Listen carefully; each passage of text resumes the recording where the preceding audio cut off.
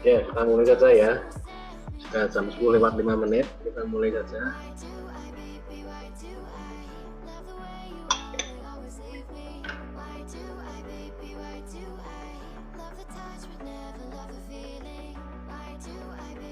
Ya, kita mulai dengan topik hipersensitivitas. Jadi, yang pertama adalah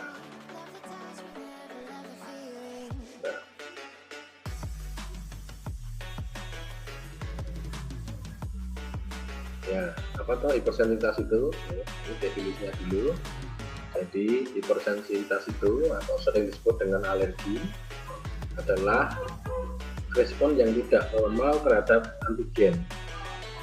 Ya, jadi setiap respon yang tidak normal terhadap antigen itu disebut dengan reaksi hipersensitivitas. Nah, karena itu maka sekarang ini banyak pakar yang memasukkan penyakit-penyakit autoimun itu kepada penyakit atau reaksi hipersensitivitas. Karena apa? Karena pada pasien-pasien dengan autoimun itu terjadi respon yang berlebihan terhadap self antigen yang sejatinya, yang seharusnya self antigen itu ditoleransi, ini malah diserang, malah dilawan, ya. Sehingga terjadi respon yang berlebihan terhadap self antigen. Nah, sehingga beberapa pakar memasukkan reaksi autoimun itu masuk ke dalam reaksi hipersensitivitas. Nah, jadi apa saja sebuah respon imun yang tidak normal terhadap suatu antigen, maka itu disebut dengan reaksi hipersensitivitas. Lanjut ya. Nah, sebenarnya reaksi hipersensitivitas itu ada 6 ya, tetapi yang tipe 5, tipe 6 itu tidak disepakati, sehingga yang tinggal adalah tipe 1, tipe 2, tipe 3, dan tipe 4 ya, jadi ada 4 tipe reaksi alergi atau reaksi hipersensitivitas yang sampai sekarang masih dianut. Ini resume, nanti di awal dan di akhir ada resumenya. Yang pertama adalah reaksi alergi tipe 1 ya, sering juga disebut dengan IgE mediated hypersensitivity atau bisa disebut juga dengan reaksi hipersensitivitas yang diperantarai oleh IgE. Ada juga yang menyebutnya sebagai reaksi hipersensitivitas tipe cepat. Jadi beberapa macam nama itu sebenarnya satu ya, entitasnya satu, tetapi namanya beda-beda. Ya.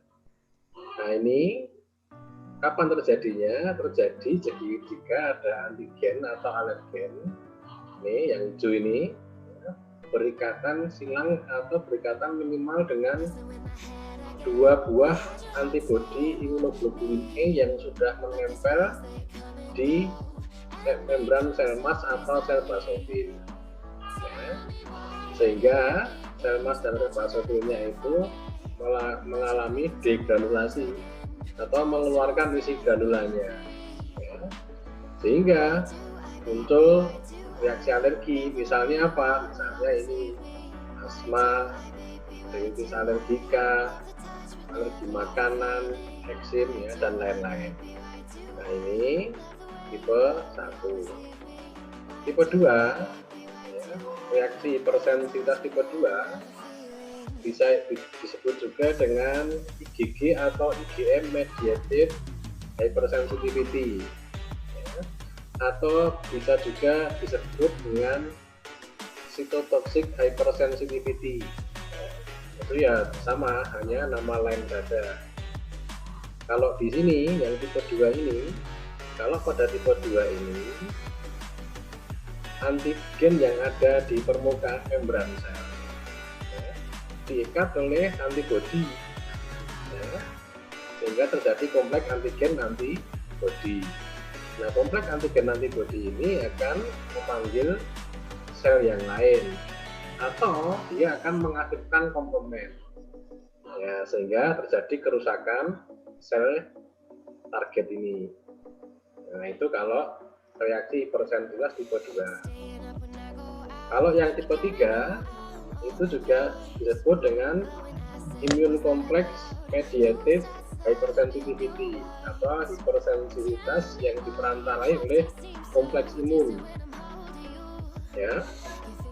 Nah, ini kenapa bedanya dengan yang tipe 2? Kalau tipe 3 itu, kalau tipe 2 antigennya itu ada di membran sel, ya. Tapi kalau yang tipe 3 antigennya itu terlarut dalam sirkulasi atau terlarut di dalam cairan jaringan. Sehingga ketika ketemu dengan antibodi, maka terbentuklah antigen antibodi kompleks. Yang hijau-hijau ini antigennya, yang huruf Y ini adalah antibodinya. Ya, sehingga terbentuk imun kompleks. Kompleks imun ini nanti dia akan mengaktifkan komplement. Kalau komplemennya aktif, dia akan membuat kerusakan jaringan. Ya, itu yang tipe 3. Kalau yang tipe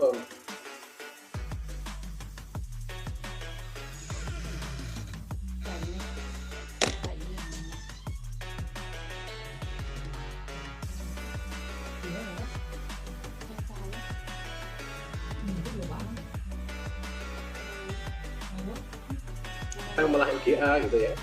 Nah, kalau yang tipe 4 ini, halo, bisa dengar suara saya? Bisa, dokter. Bisa ya, saya lanjutkan ya. Ini kok ada laporannya, internet saya tidak stabil. Ya, saya lanjutkan ya. Nah, kalau yang tipe 4 itu disebut juga dengan reaksi hipersensitivitas yang diperantarai oleh sel atau sel mediated hypersensitivity. Jadi kalau BC 1, 2, 3 diperantarai oleh antibodi, kalau yang tipe 4 diperantarai oleh sel. Di sini sel yang dominan adalah sel T helper 1, ya, yang memicunya. Ya, kemudian dia nanti akan menghasilkan sitokin, sitokinnya akan mengaktifkan makrofag.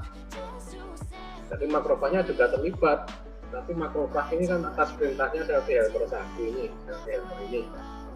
Ya, seandainya tidak ada sel T helper ini, makrofagnya sudah tidak akan aktif.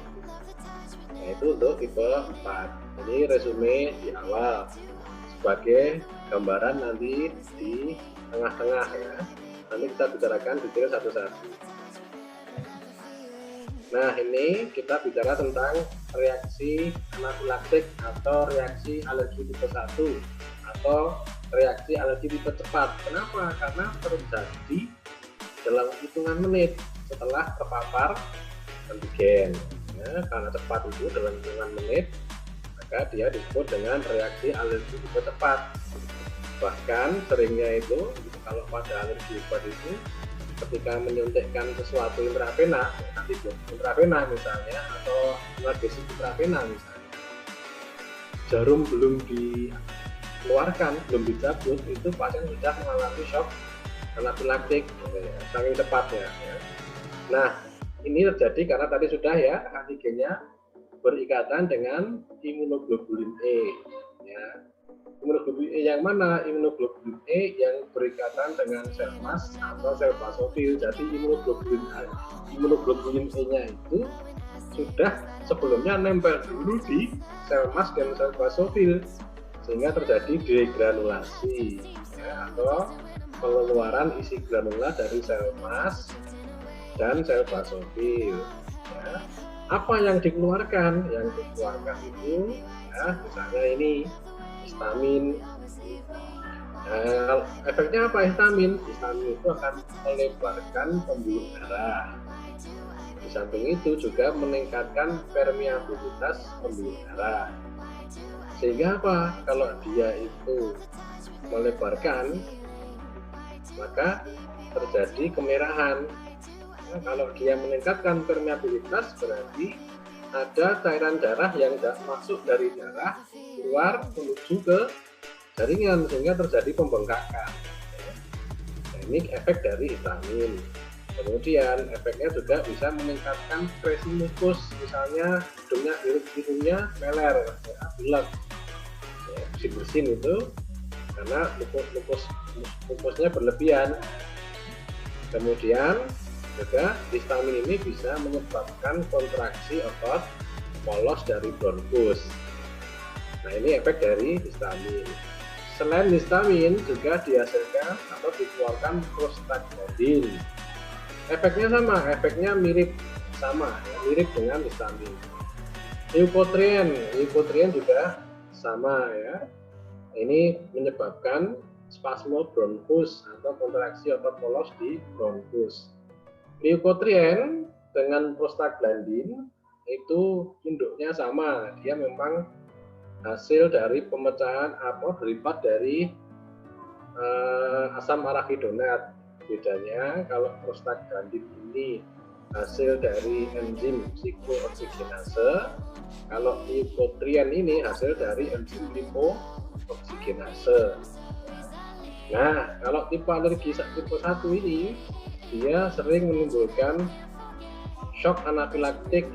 Apa maksudnya shock anafilaktik itu? Ketika terjadi shock alergi tipe 1 terus jatuh ke shock pasiennya. Apa toh shock itu? Penurunan tekanan darah yang secara masif dan mendadak ya, dan sangat cepat, sehingga pasiennya akan jadi shock. Kemudian ini bisa menimbulkan kematian. Karena apa? Karena suplai darah ke organ ke perifer itu menjadi rendah ya, sehingga membahayakan. Kita lanjutkan. Nah, ini penyebabnya macam-macam ya, ada protein, misalnya vaksin, misalnya protein asing. Protein asing itu misalnya makan udang misalnya, kan protein asing. Nah, protein asing misalnya serum, ya, serum apa ya? Serum tetanus itu ya, tetanus toxoid misalnya. Serbuk bunga ya, serbuk tumbuhan, ini bisa juga. Obat, nah ini sering obat-obatan itu golongan penisilin, ya, golongan sulfa, anestesi lokal, salisilat itu NSAID ya, non steroid anti-inflammation drug. Ini makanan, kacang, seafood, telur, susu, sering kejadiannya. Produk dari serangga, misalnya racun serangga. Ini yang kemarin kita ceritakan waktu kuliah pakar, Dermatophagodes teresimus ya, DRP, jamur. Ya. Kalau latek ini jarang ya, latek ini jarang. Lanjut. Nah, ini prosesnya. Kenapa seorang itu bisa terjadi reaksi hipersensitivitas tipe 1? Ini sebenarnya ada dua bagian besar. Yang pertama adalah sensitisasi. Yang kedua adalah fase efektor. Ya. Dari sini ketemunya alergen sampai nempelnya biasanya imunoglobulin E dan diakhiri dengan menempelnya imunoglobulin E di membrannya sel mas atau sel basofil. Nah, sampai di sini ini disebut dengan fase sensitisasi. Nah, mulai dari sini sampai ke sini ini adalah fase sensitisasi. Nah, fase yang kedua adalah fase ketika sel mas yang sudah ditempeli oleh imunoglobulin E yang spesifik terhadap alergen ini ya, berikatan dengan alergen yang sama kemudian hari ya, sehingga terjadilah ikatan silang ini, cross linking ya, antara dua antibodi dengan satu alergen. Nah, ini akan membuat sel mas aktif dan mengalami degranulasi sehingga terjadi berbagai macam respon ini. Tadi sudah disebutkan ya. Nah, inilah fase efektor. Nah, ini sama sebenarnya prosesnya, alergen ditangkap oleh HPC, diproses. Apa tuh alergen? Alergen itu sebenarnya antigen juga, cuma dia antigen yang menimbulkan reaksi alergi, maka disebut dengan alergen, gitu ya. Nah, ini alergen ditangkap oleh HPC, diproses, ditempelkan di MHC kelas 2, disaksikan di membran sel, dikenali oleh sel T helper 2. Sel T helper 2-nya nanti merangsang sel B untuk jadi 2 ya, sel memori dan sel plasma. Sel plasmanya nanti akan menghasilkan antibodi IgE dalam hal ini. Nah, ketika sudah dihasilkan antibodi IgE, dia akan nempel di permukaan membran sel.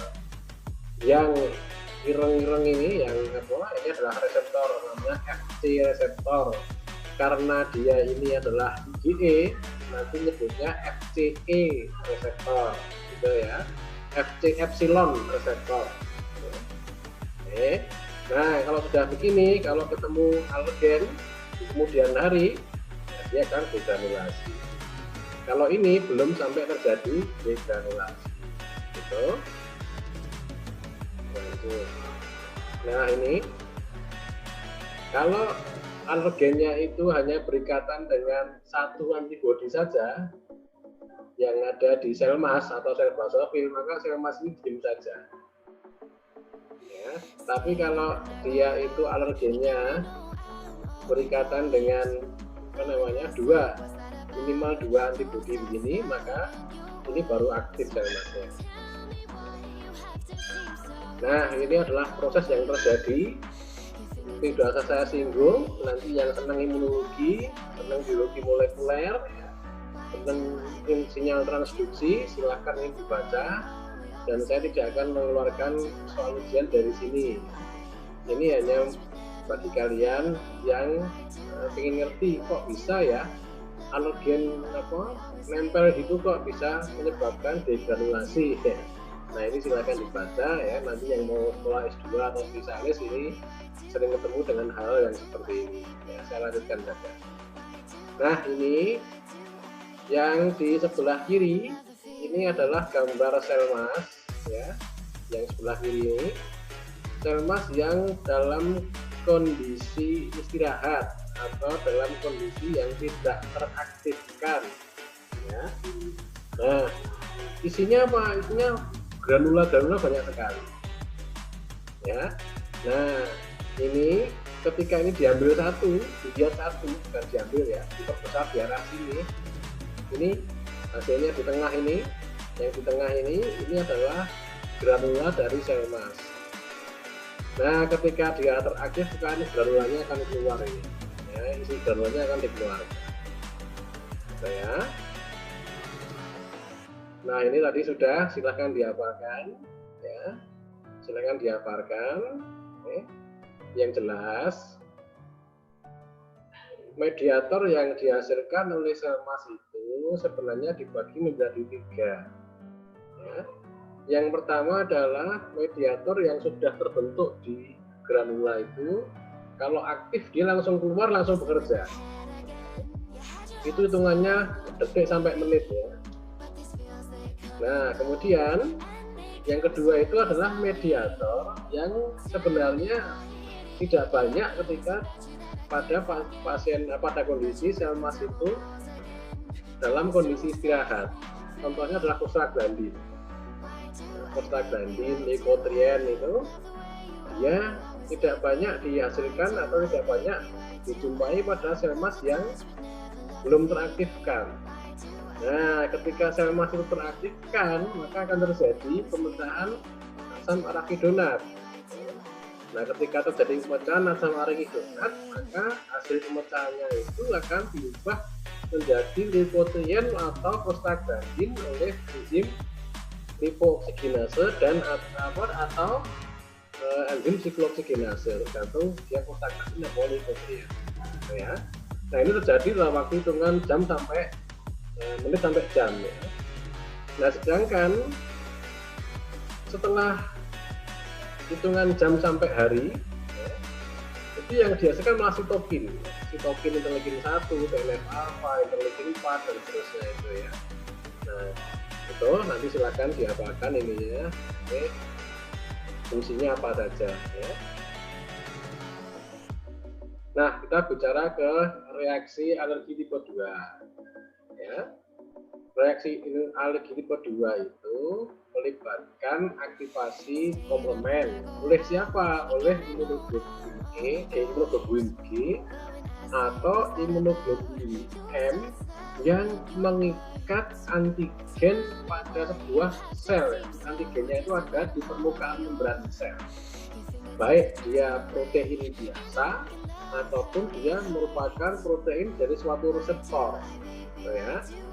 Nah, akibatnya apa? Akibatnya adalah terjadinya lisis atau pecahnya sel yang di permukaan membrannya tadi ada antigennya. Karena komplement yang aktif itu kan akan membentuk membran attacking kompleks akhirnya kan. Nah, ketika sudah terbentuk membran attacking kompleks MAC itu, nah sel yang membrannya tadi ada antigennya itu, nah itu akan lisis, pecah, si selnya dikeluarkan. Contohnya apa? Contohnya adalah reaksi transfusi ya. Akibat apa? Akibat inkompatibilitas golongan darah ya, baik dia ABO maupun LH ya. Nah ini sering terjadi ya, kasusnya itu adalah adanya anemia hemolitik pada bayi yang baru lahir ya.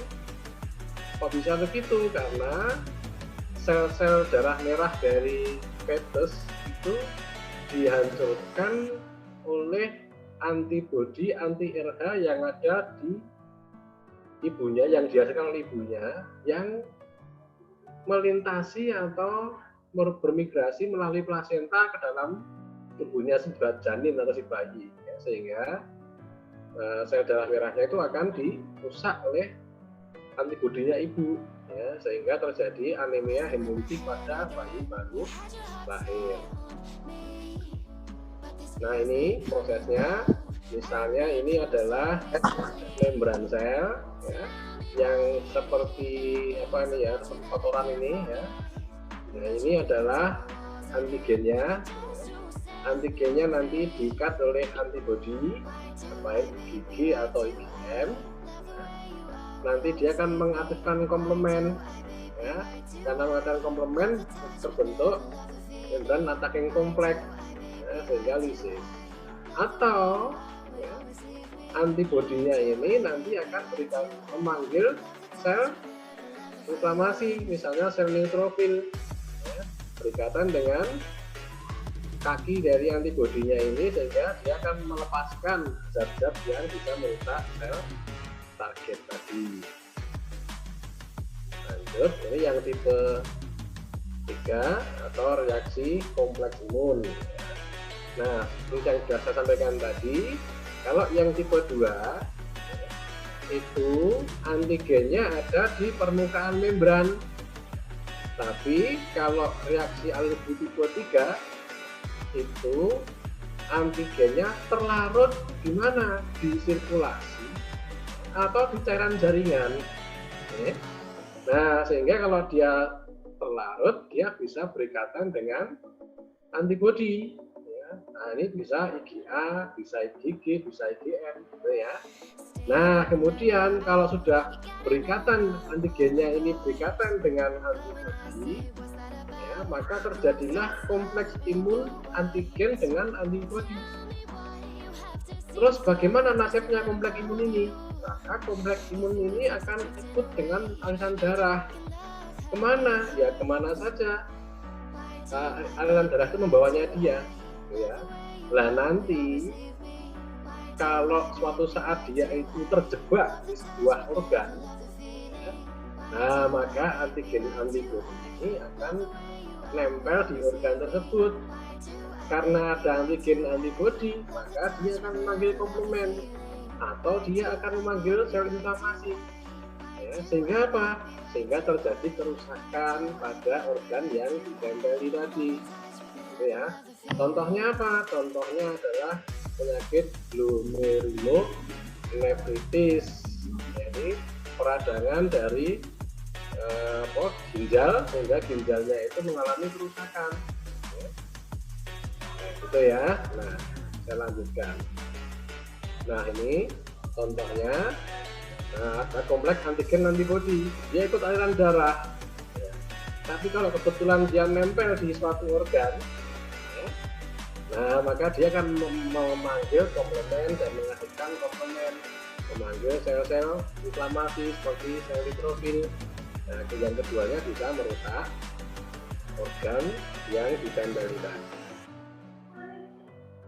Nah, ini lebih jelas lagi ya.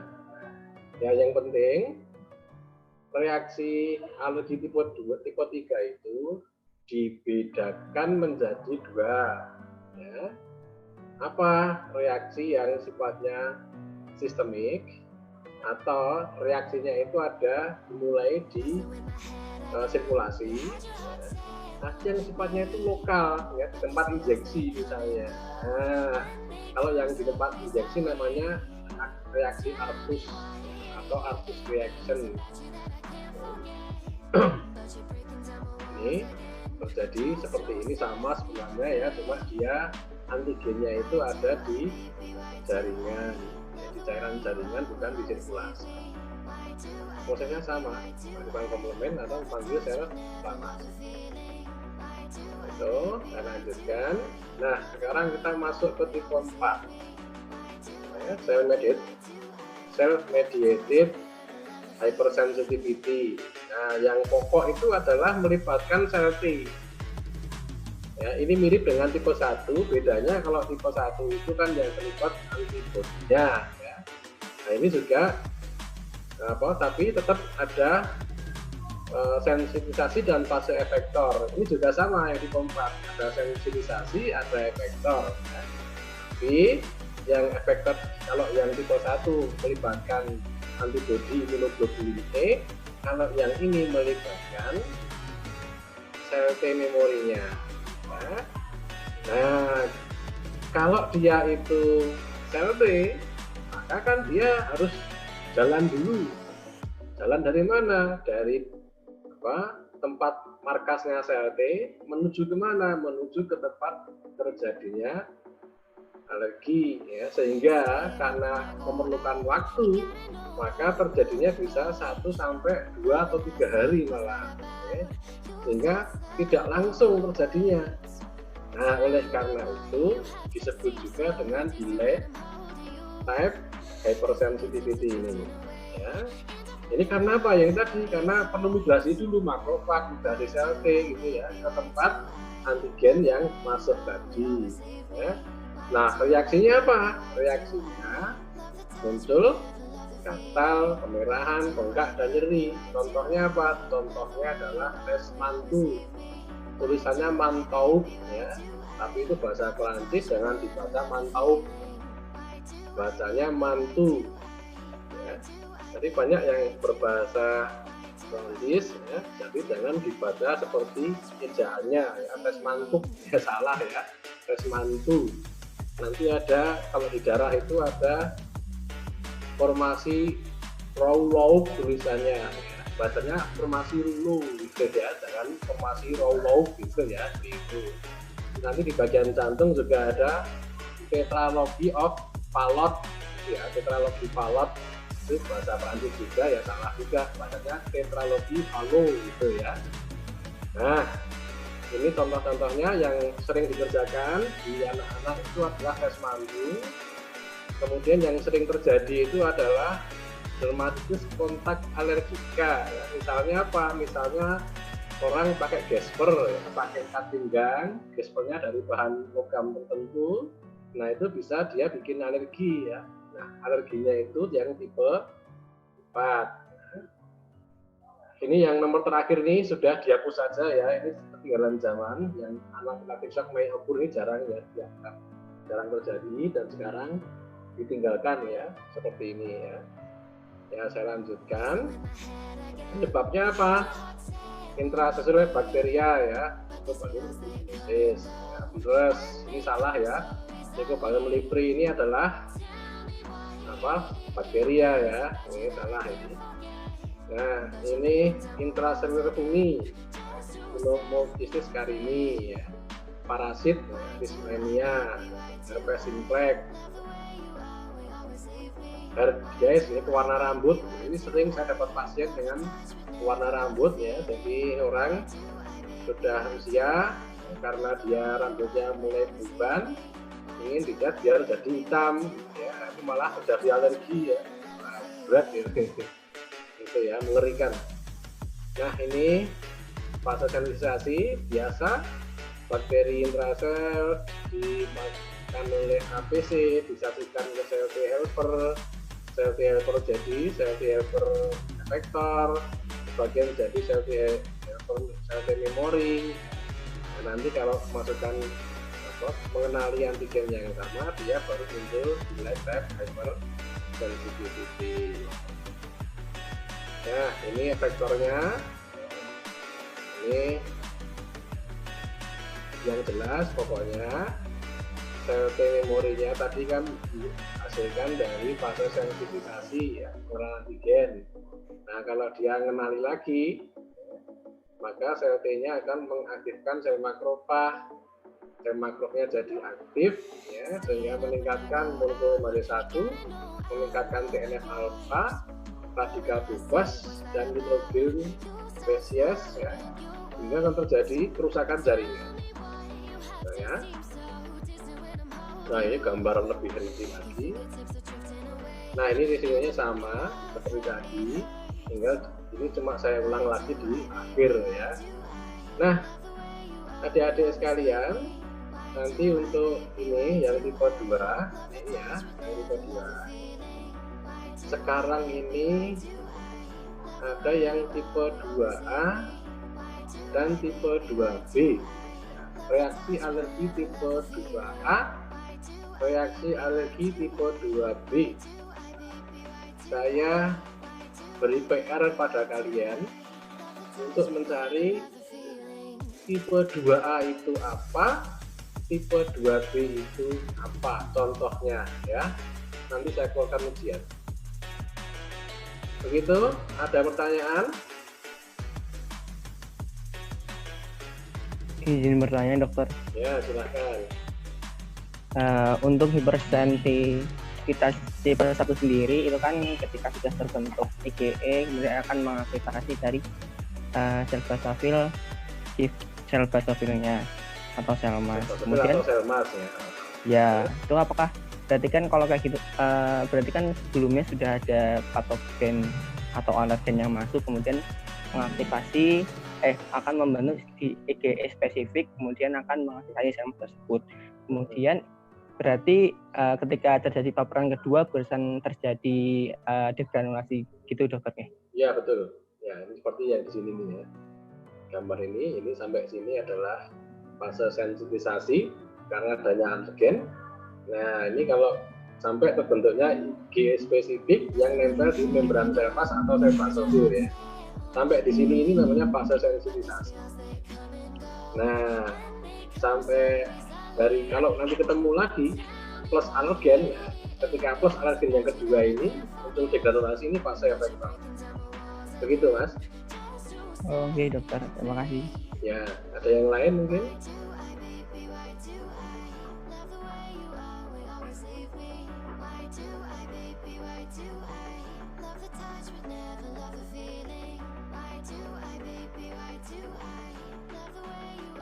Ya, ada yang lain? Monggo, silakan.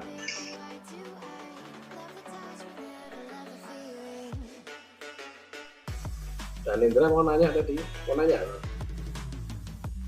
Pasien Dan Indra tadi membuka suara.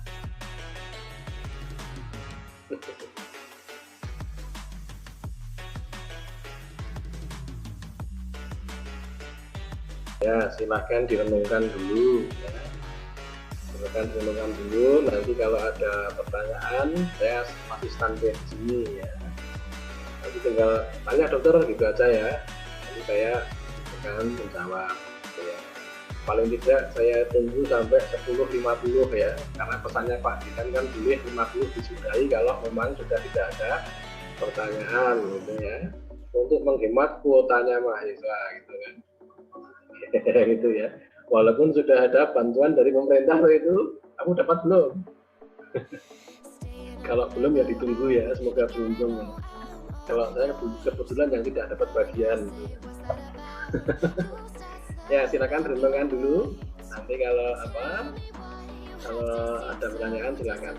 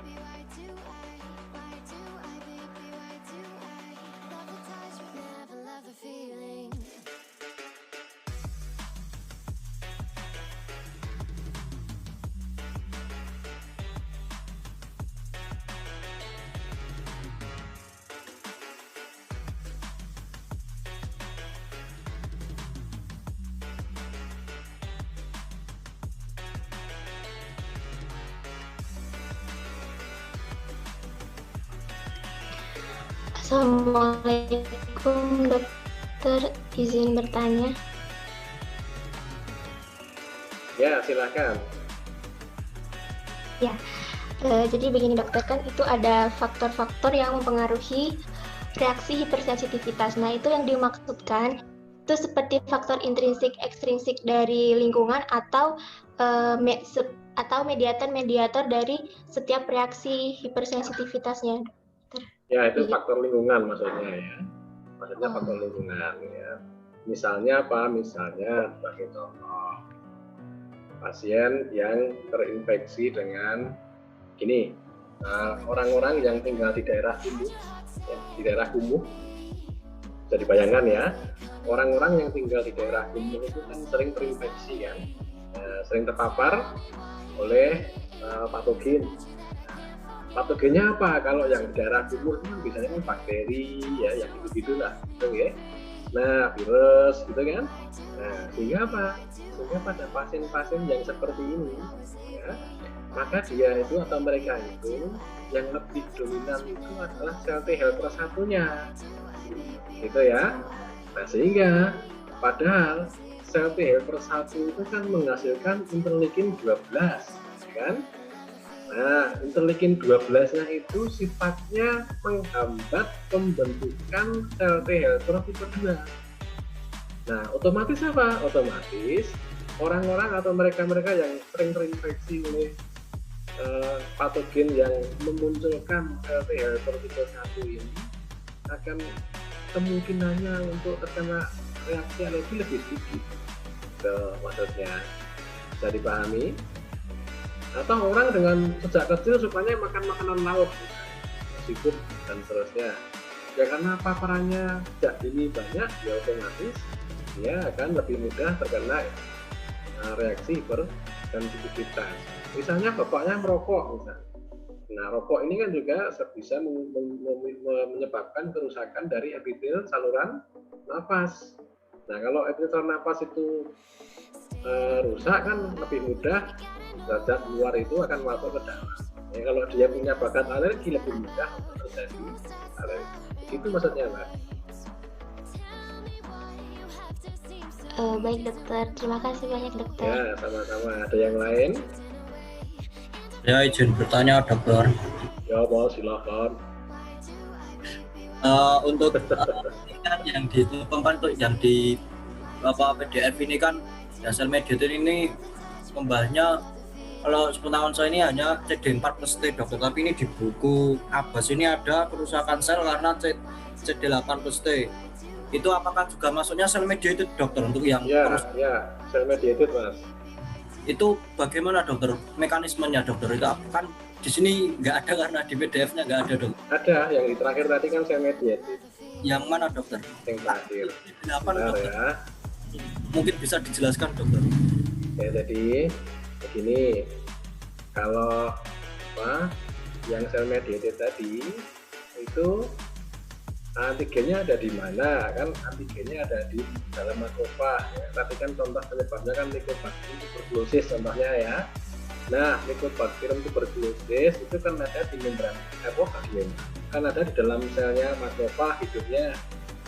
Nah, nanti dia kan dikasihkan ke sel T helper 2 awalnya karena adanya cross presentasi silang. Tapi pada intinya, pada dasarnya sel-sel yang terinfeksi oleh patogen intrasel itu ya, dia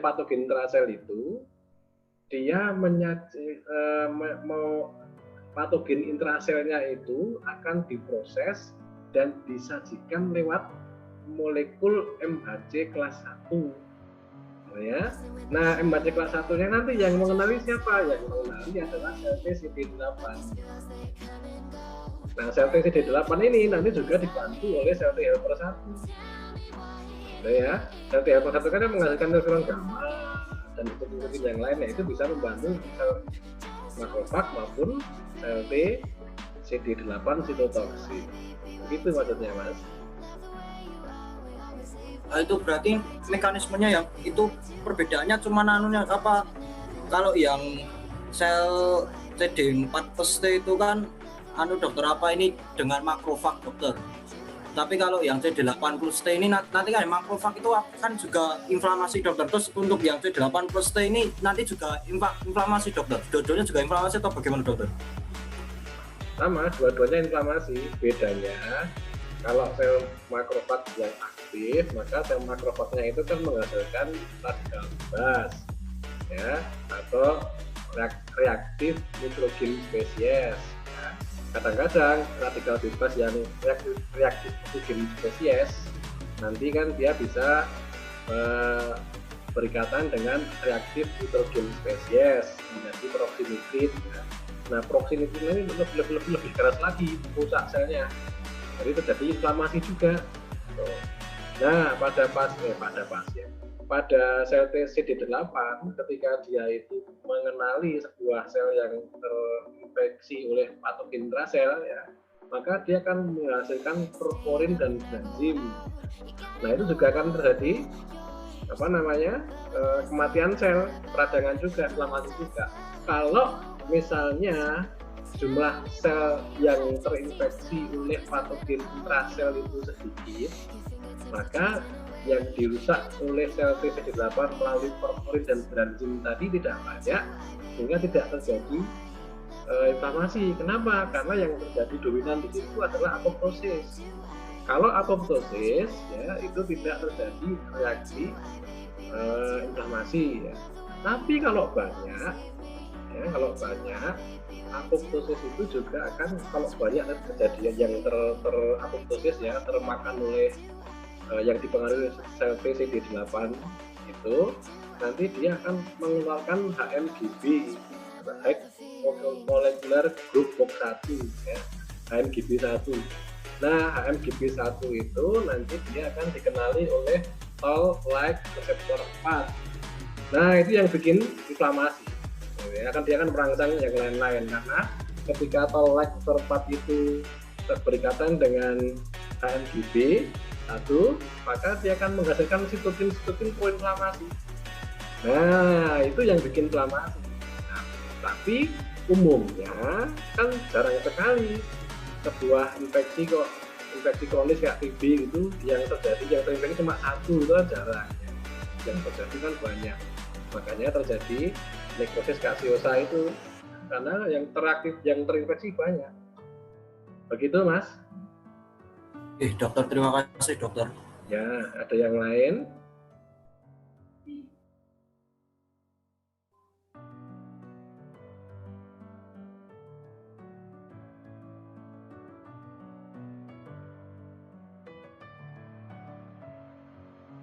Messing with my head again.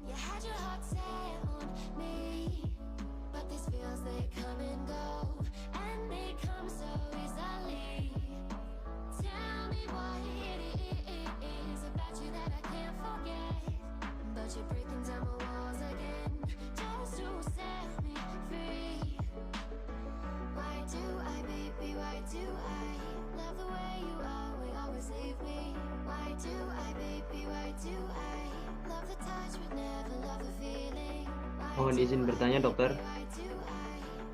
Ya, silakan Mas. Izin bertanya, berarti kalau untuk hipersensitivitas itu karena sudah paparan berulang kali ya dokter? Dan kalau sudah hipersensitivitas itu apakah bisa sembuh dokter? Jadi kayak bisa sembuh selamanya seperti itu atau hanya sementara kalau sudah diberikan obat? Mohon Ya, jawabannya dokter. jadi memang harus ada sensitisasi ya. Kecuali yang tadi yang tipe 2 ya. Yang tipe 2 tadi ya, itu kan misalnya contoh reaksi transfusi ya.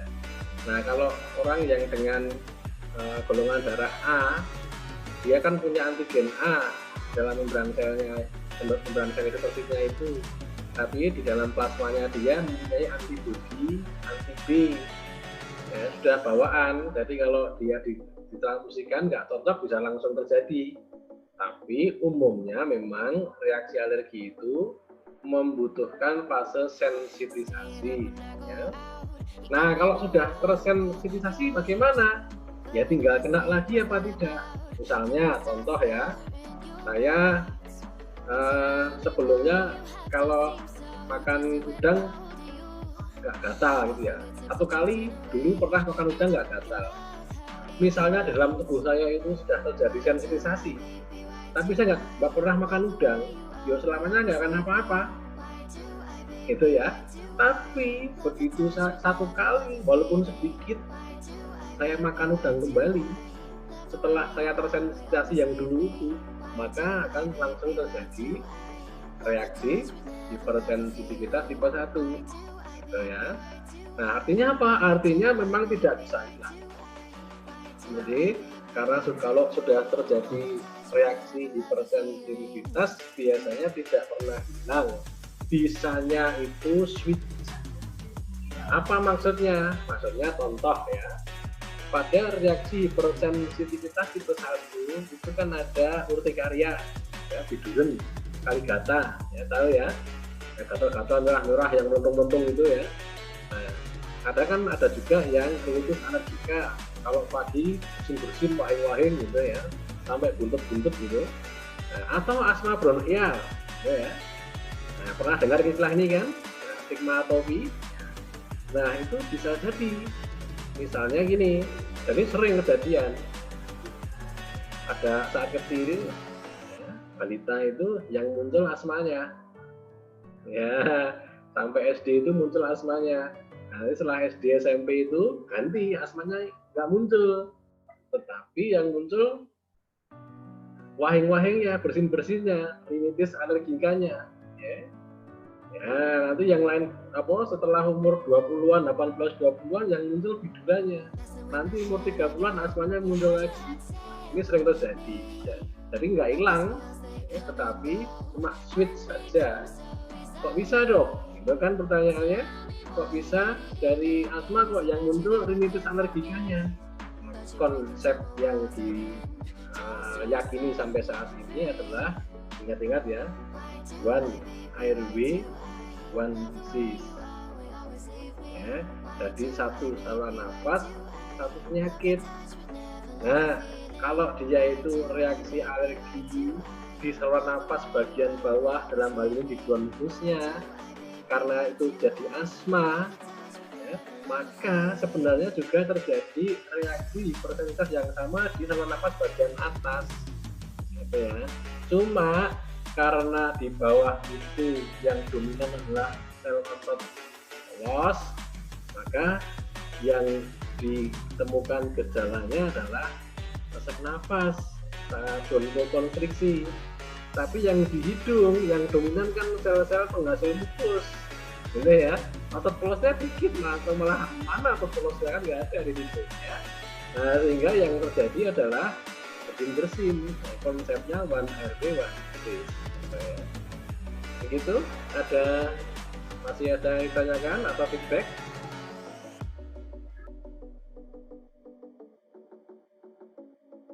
Sampun dokter, terima kasih.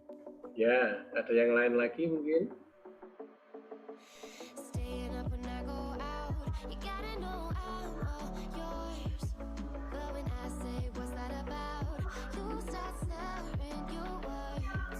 Gimana? Udah?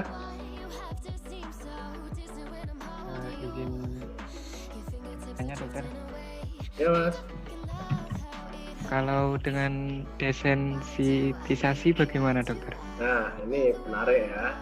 Jadi, dulu diyakini bahwa dengan desensitisasi itu akan diharapkan mampu mengurangi asma atau reaksi alerginya ya, terutama yang bersatu.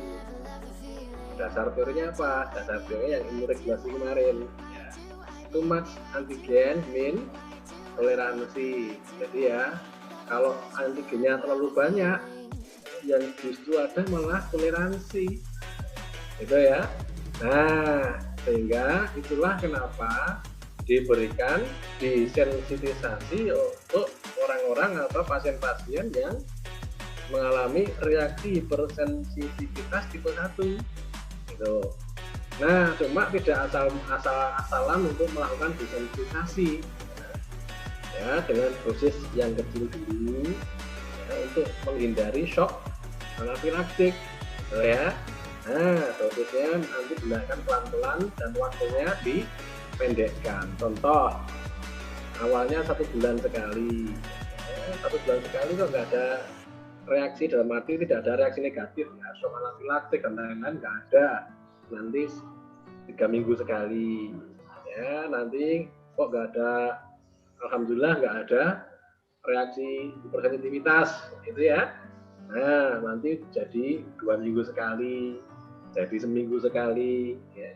Jadi seminggu 2 kali, gitu ya. Jadi seminggu 3 kali, ya, dan seterusnya. Ya. Nah, tujuannya, harapannya memang kalau dikenalkan dengan antigennya itu, dengan alergennya itu, nah mudah-mudahan akan terjadi imunoregulasi.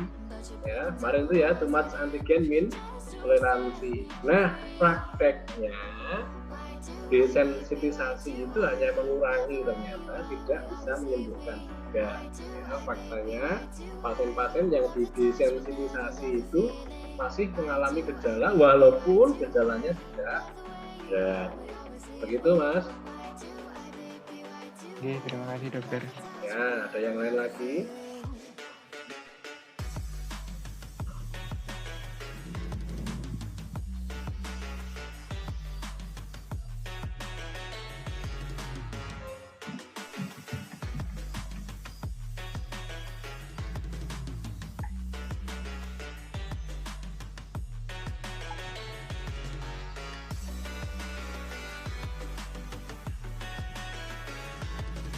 Assalamualaikum dok, maaf tanya. Ya, waalaikumsalam. Silakan. Ini tipe kita yang tipe 2 hipersensitivitas tipe 2 yang menyebabkan abnormal fungsi seluler pada hormon, gimana maksudnya ini dok? Nah, itu yang suruh cari PR tadi, tipe 2 atau 2B ya.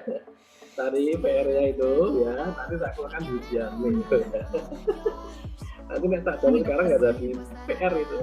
Lah gimana tak jawab sekarang nggak dikeluarkan ujian apa? Itu ya, ada tipe 2 dan tipe 2B ya. Ya, tak kayak kisi-kisi aja ya. Yang salah satunya itu nanti memang mengganggu reseptor hormon ya.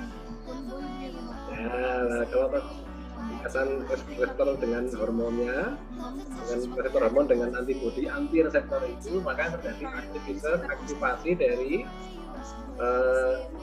organ endokrin itu ya, sehingga organ endokrin itu akan lebih aktif ya, sehingga hormonnya akan jadi lebih banyak gitu ya.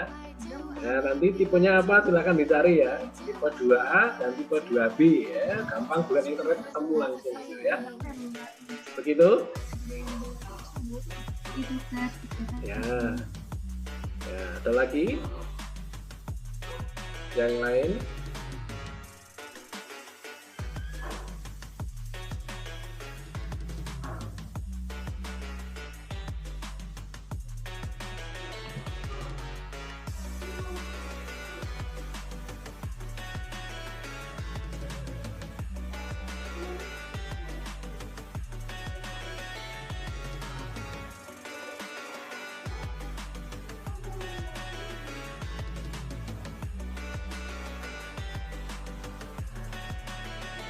Mana? Masih ada? Atau sudah? Bertanya dokter, Oh ya, silakan. tadi kan dijelaskan bahwa yang di tipe 4 kan muncul Sebentar, agak keras sih, agak keras sih. Iya. Tadi kan untuk hipersensitivitas yang tipe 4 kan muncul beberapa reaksi. Nah, itu ada yang poison ivy, terus ada yang mental, Apa? Ada apa? Ada yang? ada yang latex in gloves, kemudian ada yang metal, terus ada Ya. yang poison ivy. Nah, itu Ya. itu yang seperti apa gitu? Poison ivy. Iya. Kalau yang poison ivy itu di Indonesia tidak ada. Ya, jadi kalau kalian pernah lihat National Geographic, ya, yang apa? Misalnya Ugly House to Lovely House misalnya itu ya, itu kan bangun rumah itu loh, rumah black. Ya, atau yang suka ngelihat HGTV itu kan ada pembangunan rumah yang jelek jadi bagus gitu kan. Nah itu kan ada ilalang kayak rumput-rumput ilalang gitu ya, tumbuhan menjalar gitu. Nah di Indonesia nggak ada, nanti silakan lihat di internet nanti ketika ada poison ivy ujungnya kayak apa ya bentuknya. Nah dia itu punya getahnya itu kalau ngenain tubuh kita bisa terjadi reaksi alergi itu. So, ya itu untuk poison ivy ya, jadi dia merangsang timbulnya hipersensitivitas tipe 4 tetapi dari getah tumbuhan. Nah kalau metal tadi sudah ya, contohnya kan misalnya orang pakai jasper atau jam tangan misalnya, jam tangan dengan bahan logam tertentu ya, kemudian dia akan mengalami reaksi alergi ya tipe 4. Ciri khasnya itu reaksi alerginya menyerupai bentuk yang dialergi. Jadi kalau jam tangan bentuknya ya jam tangan, kalau sarung tangan ya bentuknya sarung tangan, seperti ya pas seperti dia pakai sarung tangan. Kalau pakai sendal jepit itu ya bentuknya seperti pas talinya sendal jepit itu yang sakit. Itu ya, itu namanya dermatitis kontak alergika. So, kalau latex tadi ya, sarung tangan bedah itu kan latex ya. Ada dokter yang alergi itu bentuknya ya seperti sarung tangan itu. Jadi ketika dilepas beberapa hari lagi itu muncul reaksi alergi, terus benyih itu apa ya, gatal-gatal, dan gatal-gatalnya itu persis membentuk sarung tangan gitu. Itu yang dimaksud. Apakah ada yang lain yang dimaksud? Apakah itu apa bukan? Ini dokter Sampung. Ya sama-sama. Ada yang lain?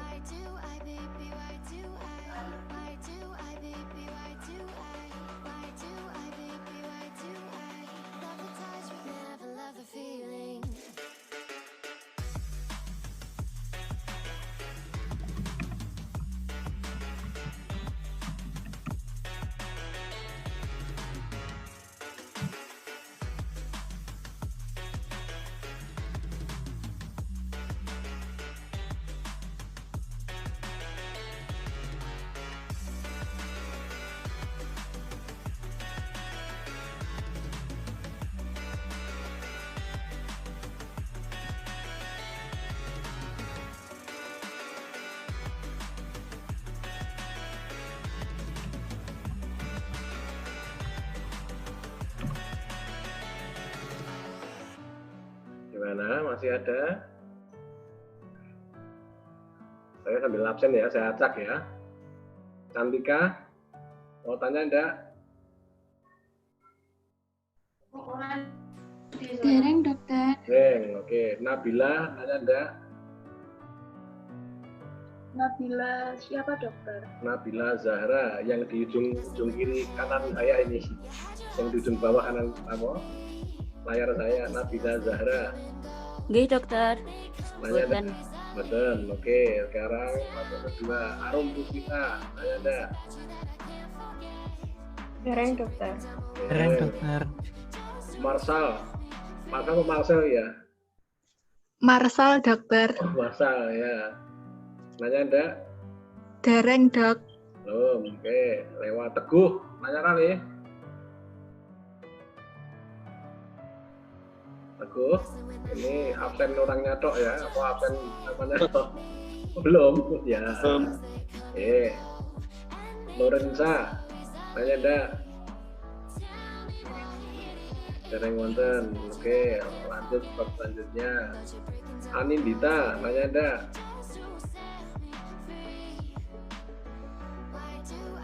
Anindita, hanya nama, nggak ada orangnya. Oh ya. Dereng dokter. Belum ya. Nur Azhari. Keren dokter. Belum. Ya, saya kasih nomor 5. Dimas, nanya enggak Mas? Dimas Sinten dokter. Dimas Kina dan Dimas Tegar. Tegar itu Tegar. Dereng wonten dokter. Oh ya. Oke.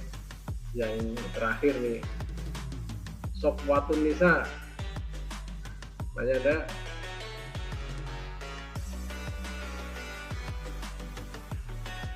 Nah, namanya saja. Patan. Dereng dokter. Belum.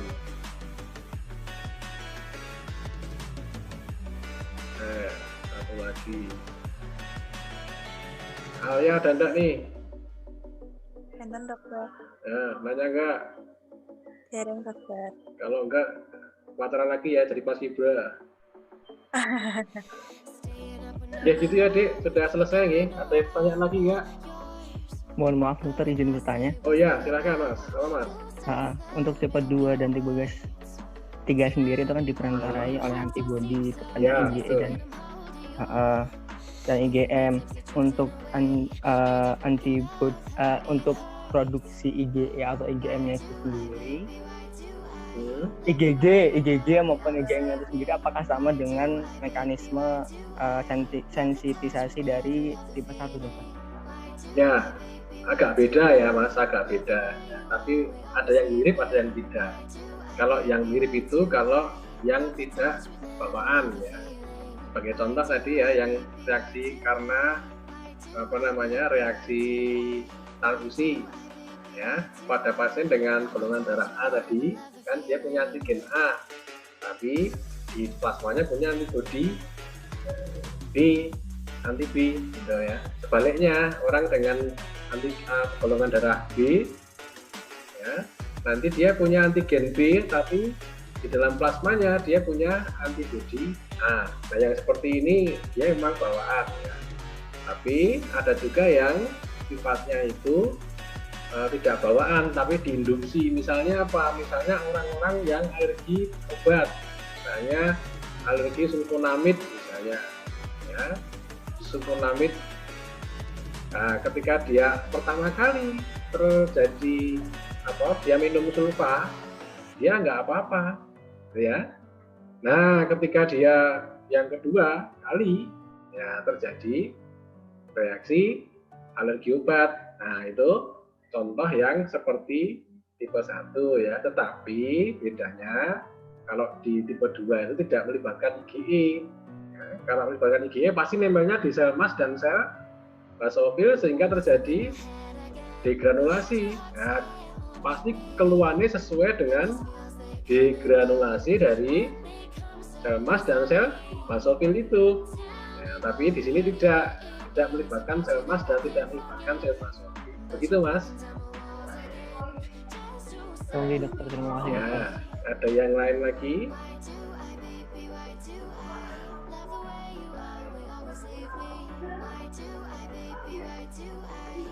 Sudah? Oke. moderator ini kita jenenge Mas Umar. Iya, dokter. Masih ada pertanyaan lagi, dilanjutkan apa diakhiri Mas? Untuk kuliah dokter. Ya. Monggo teman-teman mungkin ada yang masih ada yang bertanya.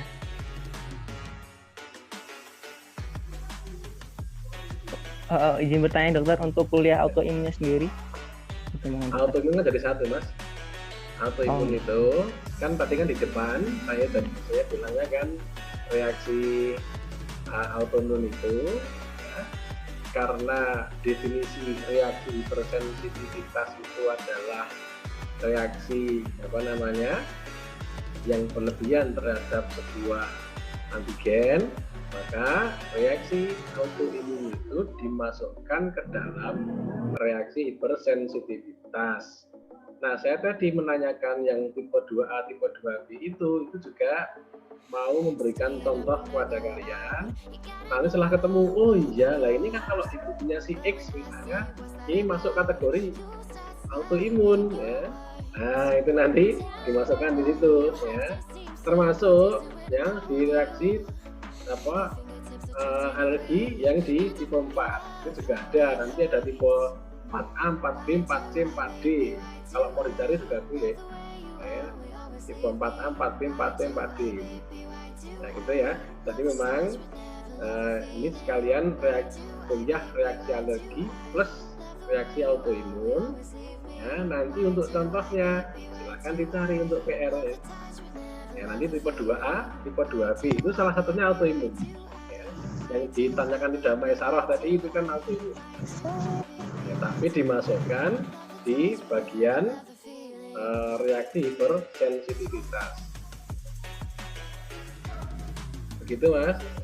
Ada pertanyaan? Iya dokter. Ada lagi? Mohon maaf dokter, Ya. izin untuk bertanya. Okay. Saya pernah baca kalau perempuan itu lebih mudah terkena hipersensitivitas karena itu terdapat hormon estrogen. Itu bagaimana ya dokter? Ya, yang dimaksud itu adalah hipersensitivitas yang masuk kategorinya itu adalah dulu disebut reaksi autoimun. Ya. Kenapa begitu? Karena begini, itu gandengan jadi satu ya, reaksi hipersensitivitas dan reaksi autoimun ya. Jadi orang yang orang laki-laki dia itu mempunyai toll-like reseptor yang lebih banyak daripada perempuan. Kalau dibalik berarti wanita mempunyai toll-like reseptor yang lebih sedikit dibandingkan dengan laki-laki. Mengapa begitu? Karena hormon estrogen itu akan menghambat pengeluaran atau menghambat ekspresi dari toll-like reseptor. Ya. Tapi sebaliknya pada wanita karena proses yang sama, ya, pada wanita itu lebih mudah membentuk imunoglobulin daripada laki-laki karena faktor hormonal. Ya.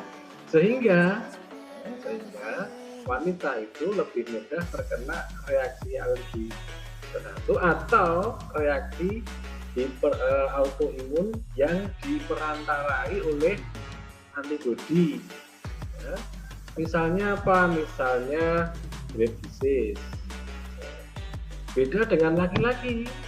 Kalau laki-laki karena dia sedikit mempunyai estrogen, maka toll-like reseptornya itu lebih banyak sehingga imunitas selulernya lebih baik daripada perempuan. Ya. Nah, sehingga pada laki-laki itu lebih sering mengalami reaksi autoimun yang diperantarai oleh sel. Contohnya apa? Contohnya adalah diabetes mellitus tipe 1. Gitu ya. Nah, jadi karena ini alergi dan autoimun jadikan satu ya, saya jadikan satu. Gitu ya. Nah, sehingga karena laki-laki itu lebih kuat reaksi selulernya, maka inflamasi yang terjadi pada laki-laki itu lebih kuat daripada perempuan, gitu ya. Resikonya apa? Resikonya banyak laki-laki yang umurnya lebih pendek daripada perempuan, gitu ya. Itu. Begitu Mbak, maksudnya? Iya dokter. Ya. Ya, sama-sama. Ada yang lain lagi?